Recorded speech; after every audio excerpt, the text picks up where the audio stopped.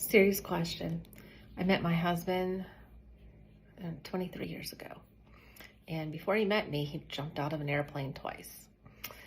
So you're now considering buying a house, and you might have had that conversation over the holidays with some family members, and now you're wanting to take advice from somebody who bought and sold a house once or twice.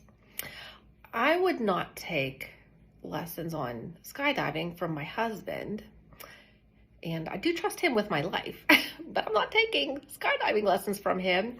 So why would you take advice from somebody who bought or sold a house once or twice in their life when this is the biggest investment that you're probably going to make to date?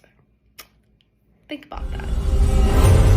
So if you are considering selling a house or buying a house, talk to a professional. That's what we're here for. Click the link down below and schedule a time and let's talk.